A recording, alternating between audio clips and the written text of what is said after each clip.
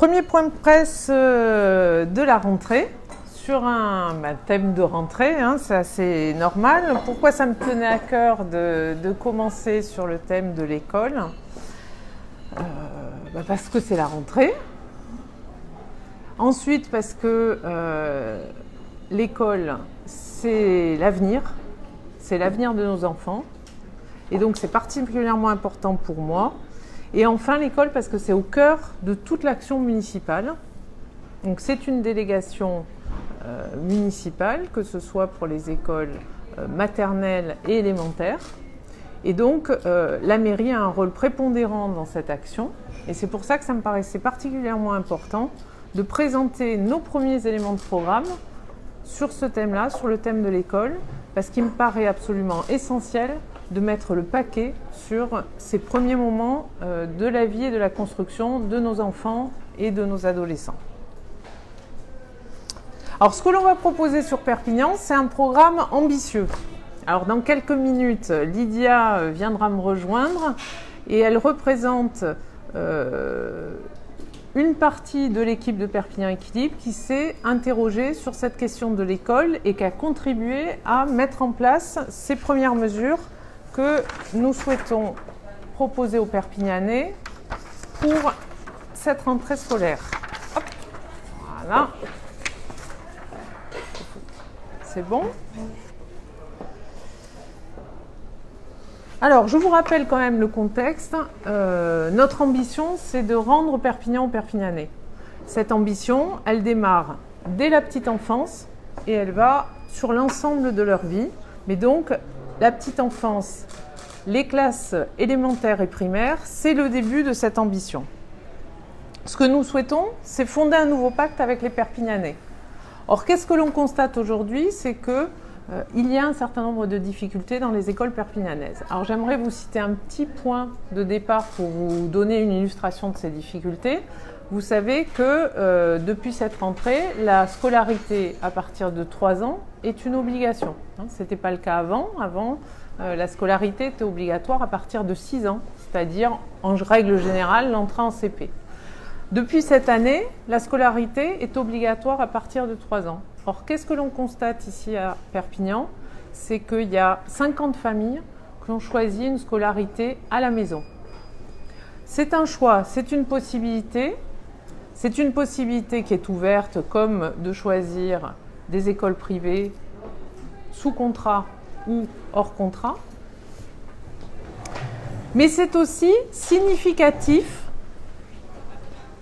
des questions que peuvent se poser les parents et que nous nous posons, c'est-à-dire pourquoi aujourd'hui l'école républicaine publique à Perpignan ne donne pas suffisamment confiance aux parents et pourquoi 50 familles ont choisi de garder les enfants et de faire l'école à la maison alors que cette école, elle est censée être gratuite et donner les mêmes atouts pour réussir à tous les enfants. Comment avez-vous ce chiffre?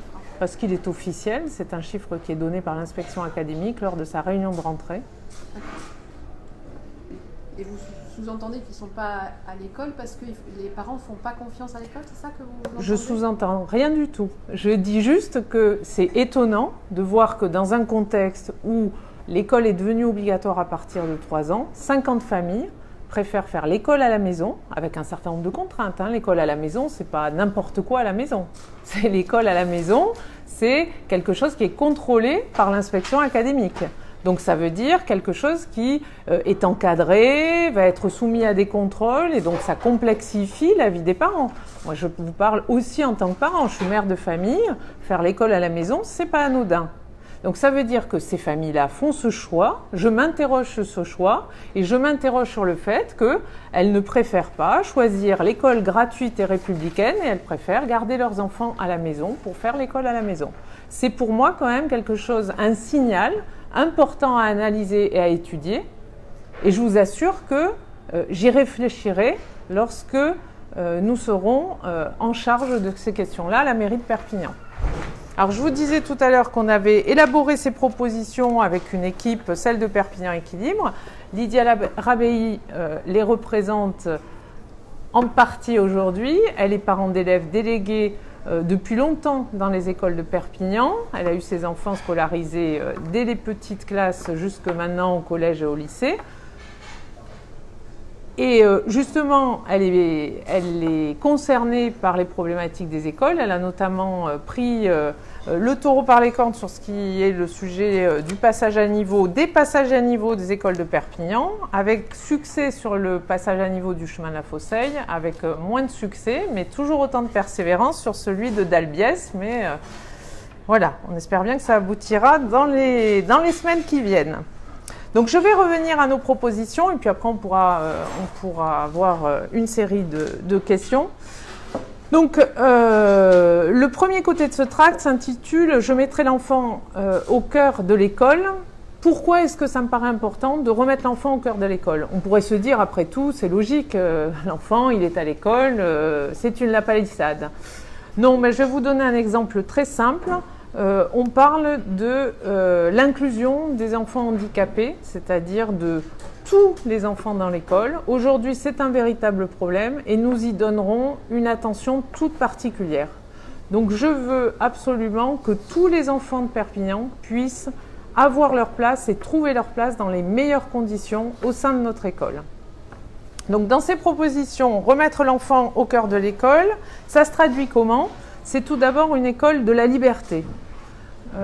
Aujourd'hui, les enfants n'ont pas la possibilité tous les jours de choisir entre l'alternative, un menu végétarien ou un menu classique.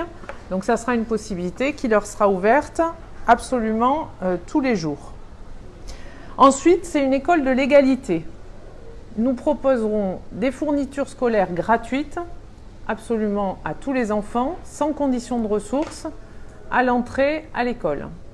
Pourquoi? Parce que je vous le disais tout à l'heure, il faut revaloriser, il faut un programme ambitieux pour les écoles publiques perpignanaises.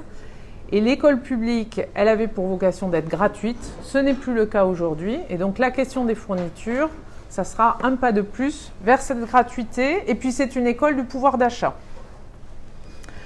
Troisième proposition, une école de la fraternité, c'est ce que je vous disais. Aujourd'hui encore, même s'il y a des programmes annoncés, il y a trop d'enfants handicapés qui ne trouvent pas leur place dans l'institution scolaire et qui sont laissés à la seule garde de leurs parents.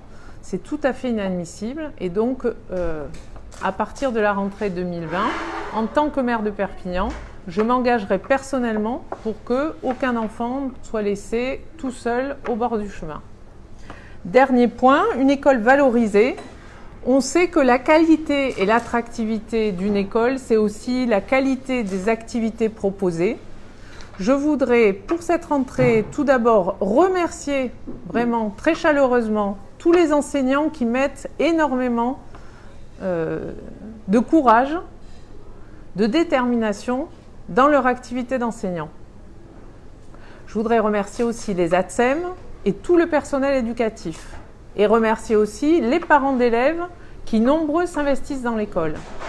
Et quand je dis une école valorisée, c'est augmenter le budget des caisses des écoles de façon à ce que ces enseignants, ces ATSEM, ces personnels éducatifs et les parents puissent mettre en place des activités pédagogiques telles qu'ils le souhaitent, sans avoir des difficultés de budget, sans avoir à faire des prouesses pour trouver des activités enrichissantes pour leurs élèves et que tout ça puisse se faire avec des budgets suffisamment confortables pour qu'ils mènent leur activité correctement.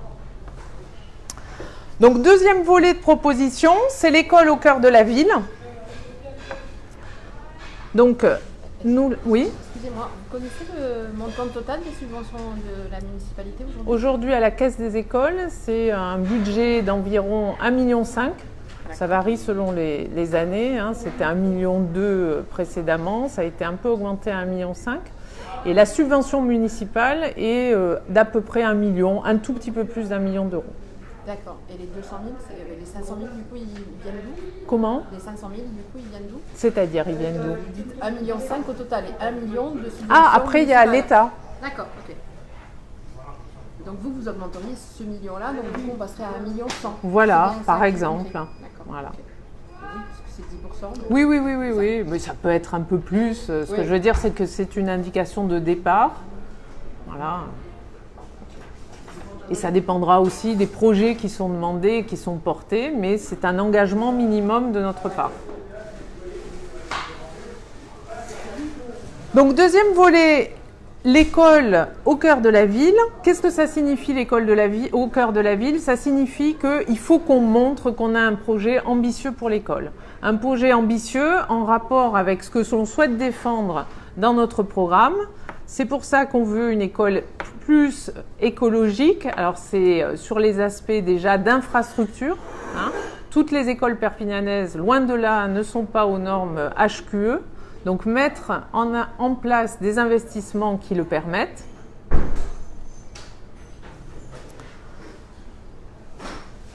HQE, c'est haute qualité environnementale. Haute qualité environnementale, tout à fait. Ça implique quoi en fait? Ça implique des travaux. Ça implique des travaux d'isolation, ça implique des travaux sur la production énergétique, panneaux solaires, éoliens, enfin tout ce qui est récupération d'eau, végétalisation des écoles. Voilà, c'est aussi des programmes, des labels école verte. Aujourd'hui, il n'y a qu'une école verte à Perpignan. Ça, c'est un programme plus en direction des élèves et des enseignants. C'est l'école ARELS. Alors qu'on a plus d'une trentaine de groupes scolaires. Donc c'est un peu dommage qu'il n'y en ait qu'une. Donc voilà, c'est un programme qui est labellisé avec l'ADEME et qui permet de développer tout un ensemble de projets sur la gestion des déchets, voilà, la végétalisation, etc. Donc pas réserver ça uniquement à ARELS, même si c'est très bien que nous ayons une école pilote dans le domaine. Après, une école de la concertation. On a en projet d'organiser des états généraux dans l'école dans les 100 jours qui suivront l'élection du mois de mars. Pour différentes raisons.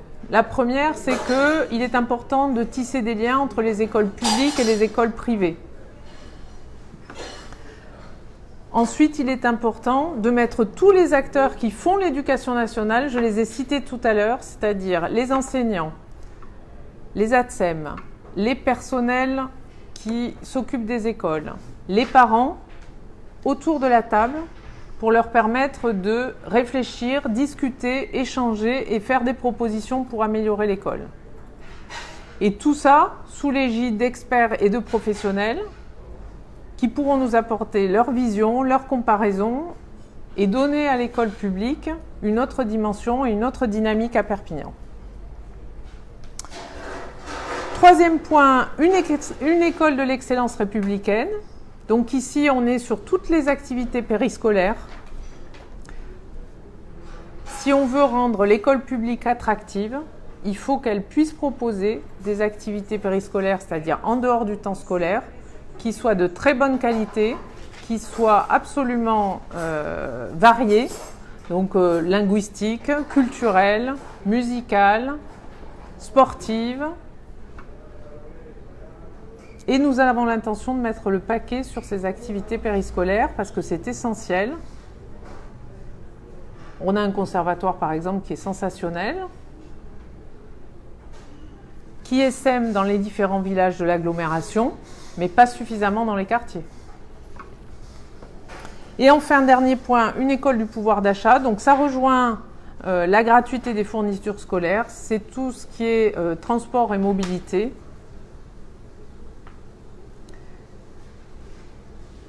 Donc les transports publics doivent être absolument et rapidement gratuits pour tous les élèves.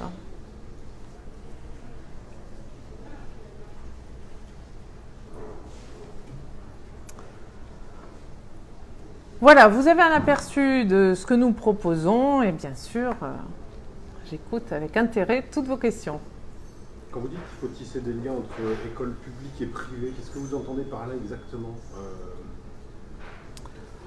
Tisser des liens, c'est parce que, par exemple, on parle du périscolaire. Il peut y avoir des échanges sportifs, culturels, dans différents domaines. Je vais vous donner un exemple.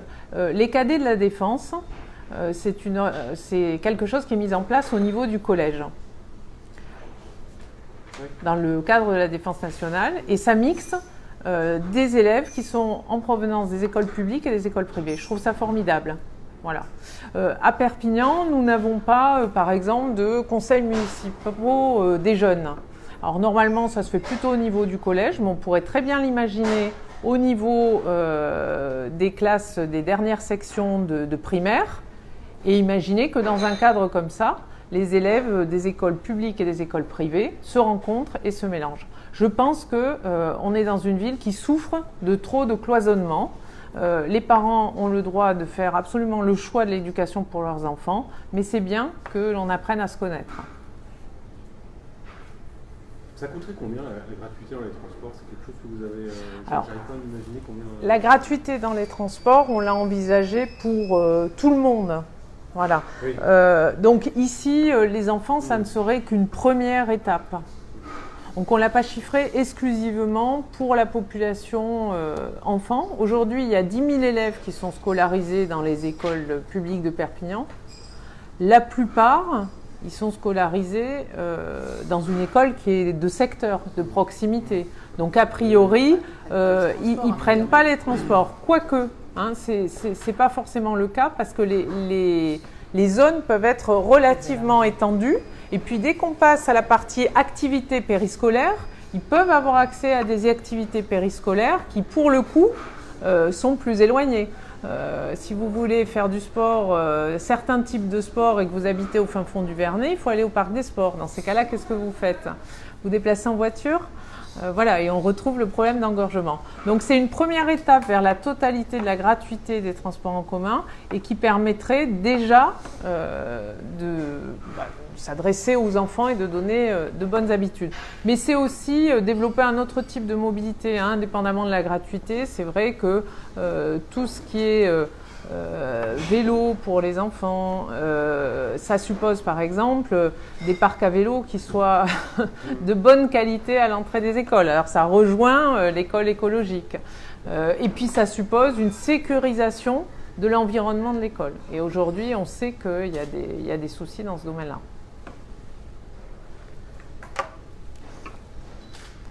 Quelle est votre position sur, je pense à la cantine, sur les doubles menus ou les menus halal? On sait qu'aujourd'hui la municipalité a décidé de ne pas proposer ce double menu, en proposant justement des menus végétariens. Alors aujourd'hui, la municipalité propose un menu végétarien où il y a une inscription au trimestre. Voilà, ce que je trouve, c'est que ça manque de souplesse. Et pour autant, ça n'empêche pas le gaspillage. Parce que qu'est-ce qu'on constate? C'est que ce gaspillage, il est massif.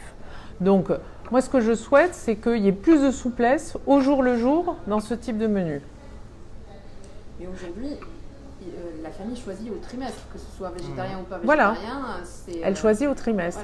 Voilà, ce qui est quand même contraignant.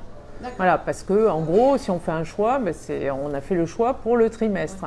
Voilà. Moi, je pense qu'on peut arriver des formules plus souples, qui soient un mieux-être alimentaire. Ce que je trouve, c'est qu'il n'y a pas suffisamment d'attention donnée à la qualité et à l'éducation alimentaire. C'est pour ça qu'on a mis aussi 100% bio et local, parce que finalement, dans certains cas, le tout bio, c'est faire venir du kiwi, du Chili à certaines périodes, donc ce n'est pas forcément une bonne solution. On est ici dans un département qui est très agricole, et donc il y a cette notion de qualité, du produit local.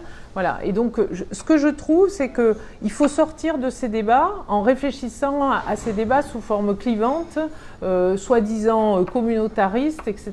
Aujourd'hui, de toute façon, le double menu, il existe à Perpignan. Moi, ce que je souhaite, c'est une amélioration du système avec plus de souplesse, plus d'attention sur la provenance des produits, la qualité des produits et la provenance locale de ces produits, et surtout une éducation à l'alimentation qui soit un peu plus importante. Parce qu'aujourd'hui, on se prépare des problèmes de santé publique liés à l'alimentation, dramatiques dans les années à venir, avec des problèmes de surpoids, on le voit chez les adolescents en ce moment.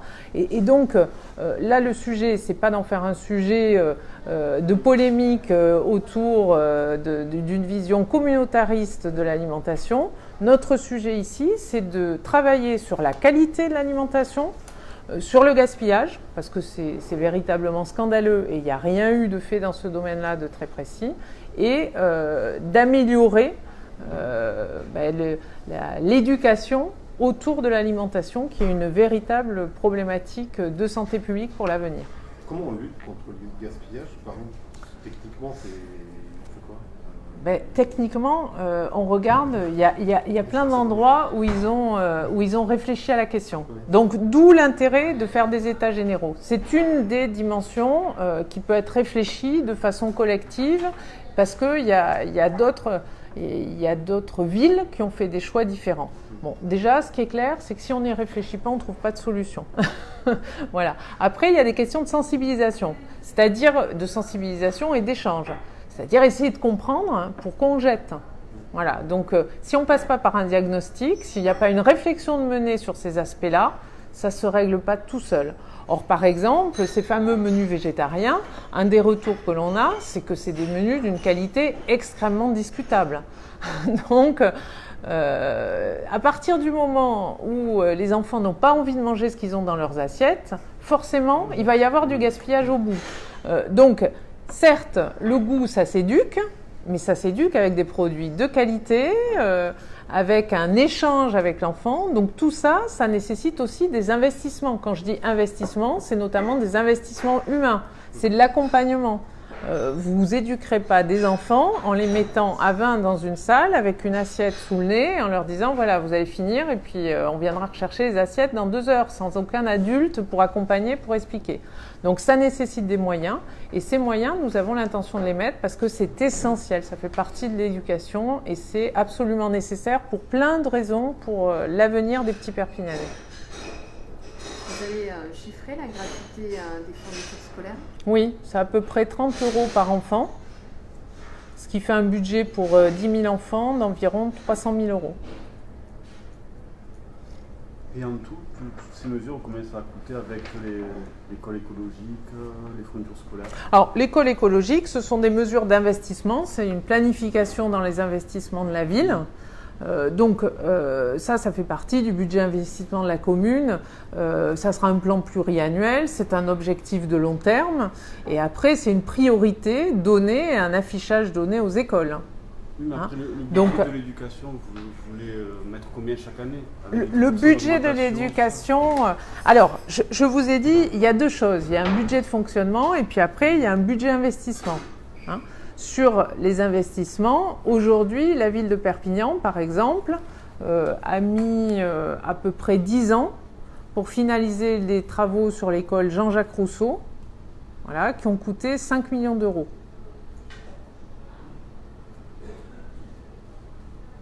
Donc aujourd'hui, nous, ce que nous disons, c'est que dans les 10 prochaines années, nous ferons en sorte que toutes les écoles de Perpignan soient aux normes HQE.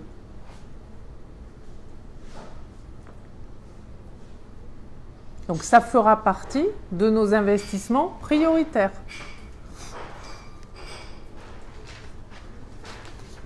Alors pourquoi c'est intéressant? Primo, parce que les normes HQE, ça veut dire des économies en fonctionnement après.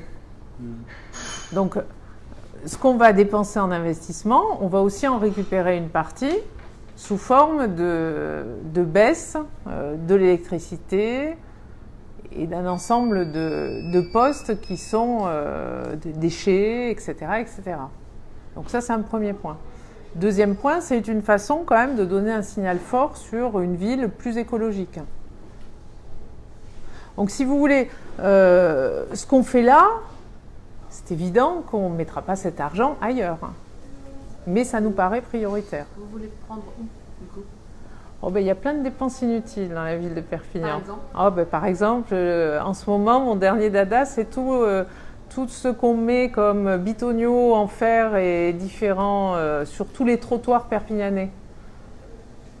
Vous voyez, pour empêcher les voitures de stationner sur les trottoirs. On est en train de les compter là pour la fin de la campagne. C'est une somme importante à l'achat, au placement, sans compter les accidents quand il y a des gens qui se collent dessus. Donc voilà. La gestion d'une ville, c'est une question de priorité. La ville de Perpignan a refait pour 1,8 million le square Birakeim. à titre personnel et sans juger la qualité du résultat, c'est pas là où j'aurais mis, c'est 1,8 million. Il fallait pas y toucher au sport américain. C'était pas une priorité. Voilà. Il n'y a pas une plus-value qui justifie d'avoir dépensé une somme aussi importante. Est-ce que vous diriez que... Par contre, l'école, c'est une priorité. Ouais. Justement, est-ce que vous diriez, si vous accédez à la fonction de maire, que l'un de vos objectifs, c'est justement de faire revenir les élèves vers l'école publique? Et parce qu'on sait qu'il y a beaucoup d'enfants qui partent, des parents qui mettent leurs enfants dans le privé. Est-ce que c'est l'un de vos objectifs de dire je mets de l'argent pour l'école publique pour faire revenir, pour inciter les parents? Alors, je ne le formulerai pas comme ça. Moi, mon objectif, c'est que les parents qui ont leurs élèves dans l'école publique soient fiers de leur école. Que les enseignants qui enseignent à l'école publique aient tous les moyens pour effectuer leur mission dans de bonnes conditions. Je veux une école publique ambitieuse et je veux que les élèves qui sont formés dans les écoles publiques de Perpignan aient les mêmes chances que les autres de réussir. Et après, le reste, ça viendra naturellement. Mais ce qui est clair, c'est que j'ai de l'ambition pour l'école publique à Perpignan et ce n'est pas le cas aujourd'hui. Je vais vous donner un autre exemple. 4 fermetures de classes à Perpignan pour 2 ouvertures. C'est incompréhensible. Je n'ai pas entendu une seule fois Jean-Marc Pujol ou Nathalie Beaufils le regretter. Je vous assure qu'en septembre 2020, je ferai mon maximum pour qu'il n'y ait aucune fermeture de classe à Perpignan. Je ne comprends pas comment, avec les mesures de M. Blanquer, soi-disant de dédoublement de classe, on n'a entendu aucun de nos députés La République En Marche élever de la voix sur ce sujet-là. C'est incompréhensible.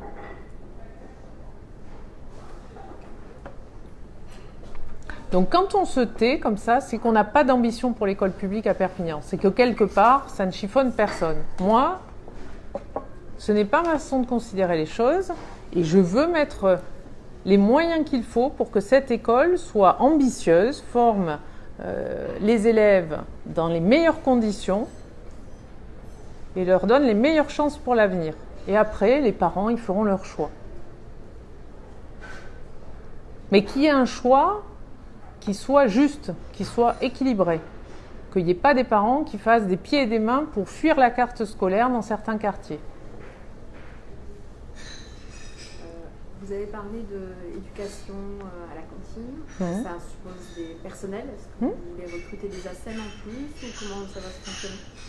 Alors, ça, c'est un peu du détail pour le dire. Ça suppose du personnel. Voilà. Après, en matière de recrutement, c'est comme dans tout, c'est comme ma réponse pour les investissements. Je pense qu'il faut réévaluer le fonctionnement interne des ressources humaines à Perpignan. Donc voilà, il y a des gens qui peuvent recruter des APSEM, ça ne serait pas le terme que j'emploierais. Effectivement, il faut sûrement augmenter le taux d'encadrement. Maintenant, vous savez que dans la fonction publique territoriale, on peut passer d'un poste à un autre, on peut se former, on peut évoluer, on peut avoir des évolutions de carrière. Donc, il y a tout à fait moyen d'envisager les choses en concertation et en intelligence avec le personnel tel qu'il existe aujourd'hui à la mairie de Perpignan. À personnel égal, vous mettriez plus de personnel à l'école qu'à la police. C'est toute une question de priorité. Alors, je ne prendrai pas forcément l'exemple de la police parce que je ne suis pas sûre qu'on passe de la police à l'éducation nationale comme ça, mais bon, après tout, pourquoi pas.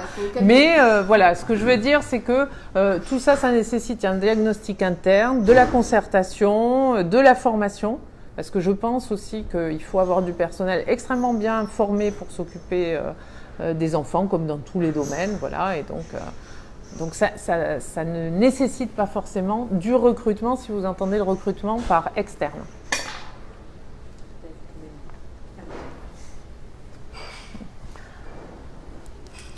Au niveau du budget de fonctionnement de l'école, vous comptez l'augmenter par rapport à ce que la municipalité consacre aujourd'hui?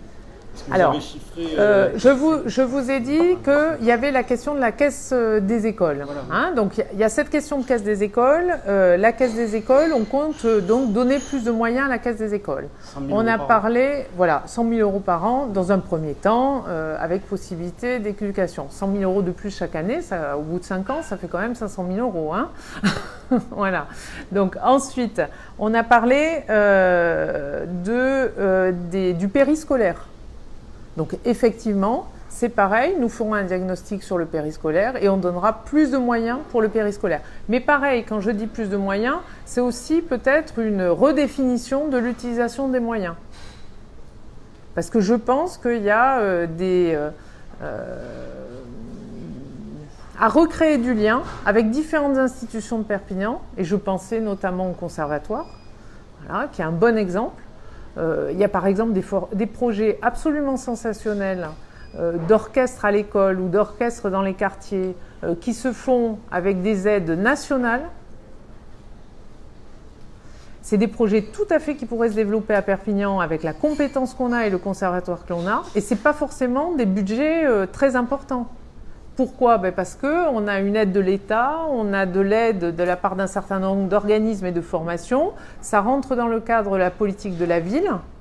Donc sur des projets de ce type, ce n'est pas des projets extrêmement budgétivores. Après, si on parle du fonctionnement au niveau maintenance, il est absolument impératif que la maintenance des écoles perpignanaises fonctionne mieux. Aujourd'hui, toutes les remontées que l'on a des parents, c'est que par exemple, pour changer une ampoule, ça prend 4 ans. Enfin, j'exagère, mais 1 an. Ah non, mais je ne suis pas loin du compte. Je vous assure, pour avoir une porte d'entrée dans certains établissements, j'ai en mémoire l'école des Platanes, porte d'entrée dans l'école, qui fonctionne correctement, ça a pris un temps fou. Vous voyez les comptes rendus zut, le terme m'échappe, des conseils d'école d'année en année où il y a les mêmes questions qui se posent de façon régulière sans que jamais il y ait une réponse qui soit apportée. Une maman d'élève nous a signalé que pour avoir un panneau de sécurisation à l'extérieur de l'école, elle pleure depuis des lustres, alors que c'est des choses qui paraissent tomber sur le sang. Donc ce type de fonctionnement, ça ne peut plus durer comme ça. C'est pas possible qu'une collectivité qui est en charge de tout ce qui concerne les infrastructures des enfants jusque de 3 ans à peu près 12 ans, 10-11 ans, l'âge où ils rentrent au collège, ne soit pas plus réactive sur des questions qui sont des questions basiques. Changer une ampoule, c'est quand même pas très compliqué. Donc voilà, donc sur ces aspects-là du fonctionnement, on fera en sorte d'une part que les procédures soient efficaces, parce qu'il y a un moment, il faut que les choses, ça bouge à Perpignan, qu'on ne soit pas obligé de se démener pendant 1 an pour obtenir une ampoule, et aussi que les moyens soient donnés. Après, quand on parle du budget fonctionnement, si on fait des rénovations pour rendre les écoles plus vertes, ça provoquera une diminution d'un certain nombre de coûts. Parce que quand on a une passoire énergétique, ça coûte cher en chauffage. Il y a des passoires aujourd'hui, il y a des écoles que vous qualifieriez de passoires aujourd'hui ? Quand vous voyez, par exemple, que certaines écoles, en été, ont des salles qui dépassent les 30 degrés, c'est qu'elles sont mal isolées. Donc, en hiver, elles doivent coûter cher à chauffer.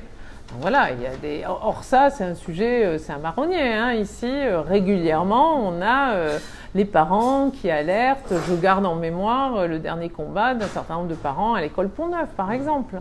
Voilà. Donc, les écoles qui n'ont pas été rénovées récemment, sur ces aspects-là, elles sont clairement en retard.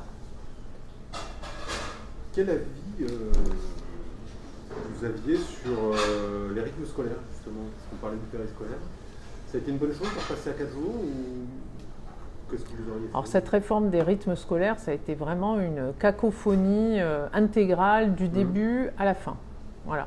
Et cacophonie aussi parce qu'elle a été imposée par le gouvernement à l'époque de François Hollande, et que, en fonction des municipalités, la concertation ne s'est pas faite, et on a préféré voir ça sur un plan uniquement budgétaire, ce qui a été le cas à Perpignan, puisque à Perpignan, on se retrouvait avec le mercredi après-midi libre, pas le mercredi, le vendredi après-midi de libre, ce qui causait une augmentation de l'absentisme, etc. Bon, il est relativement connu que le rythme de 4 jours, c'était la réforme de M. Darcos à l'époque, donc là c'était le gouvernement précédent, a été une mauvaise réforme en matière de fatigue des enfants. Cette question des rythmes scolaires, ça serait une des questions que nous devrions aborder lors de ces états généraux sur l'école, parce que c'est une vraie problématique. Et on voit aussi de cette façon-là la différence qu'il y a eu aussi entre le privé et le public, puisque cette réforme, elle n'a été imposée qu'au public et pas au privé. Encore une aberration. Donc voilà, il y a vraiment des choses à repenser, et c'est vrai que sur cette question des rythmes scolaires, c'est une question qui est préoccupante. Lydia s'était exprimée à l'époque sur ce sujet. S'était exprimée, on avait été plusieurs parents d'élèves à travailler d'ailleurs avec la commune pendant de longues séances et pendant de longues semaines pour au final ne pas avoir ce que nous avions demandé et travaillé. C'était très décevant et plutôt dur pour nous parents d'élèves à l'époque. Vous n'excluez pas éventuellement un jour de revenir à 4 jours et demi? Ça pourrait être envisageable? Moi, j'exclus rien du tout. Je n'ai pas pour principe d'exclure. Voilà, c'est pas ma façon de voir. Maintenant, de la même manière qu'il aurait fallu de la concertation avant, je n'imposerai rien non plus. Ça me paraît évident que, quel que soit ce qui peut ressortir d'une concertation sur ce sujet-là, ça ne peut se faire qu'avec les enseignants et avec les parents, et que les deux parties, et aussi les ATSEM et tout le personnel d'encadrement, et que toutes ces parties soient majoritairement volontaires et d'accord sur ce qu'il y a à faire. Voilà. Donc, honnêtement, c'est peut-être pas la priorité tout de suite de repartir tout de suite, non pas dans les débats, mais au moins dans tout de suite vouloir réformer, rechanger. Je pense que les priorités, vous les avez là sous les yeux, mais c'est un point à débattre parce que cette question des rythmes scolaires, elle est essentielle.